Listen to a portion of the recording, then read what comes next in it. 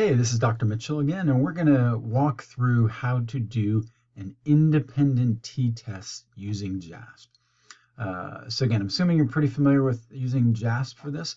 We're going to start with our Excel file and our data.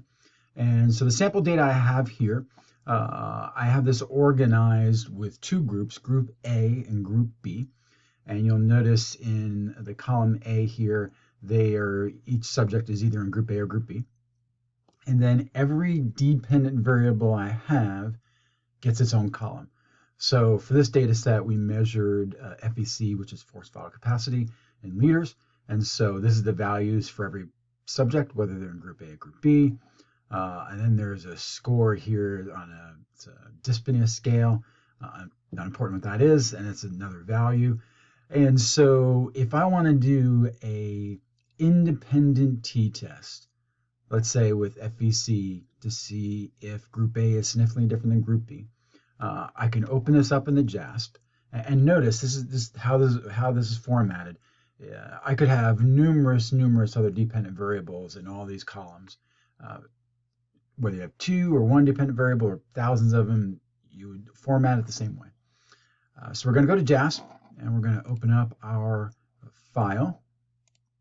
And as you can see, it looks very similar to the way it did in Excel.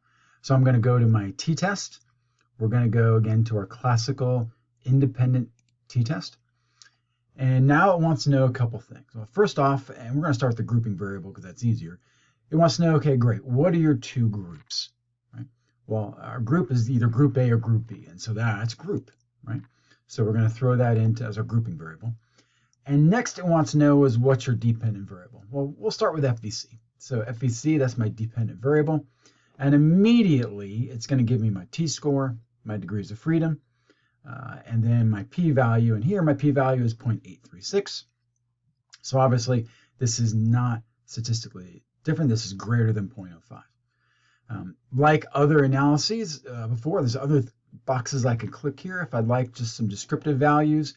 The mean, standard deviation, standard error for each of these groups. I get that really quickly. Maybe I want to find out the effect size or Cohen's d.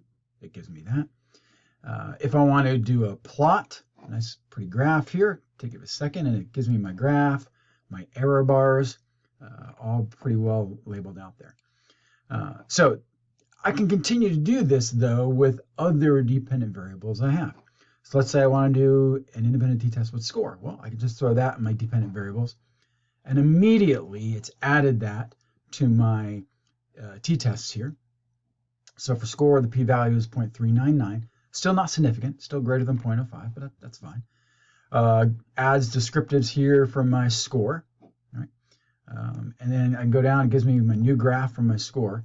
Again, all that with a click of the button. And if I had more variables here, if I had other dependent variables I looked at, I could throw them in here as well, and it would do the analysis pretty quickly. So that's how we do an independent t-test in JASP. Hope that helped, and we'll see you in the next video.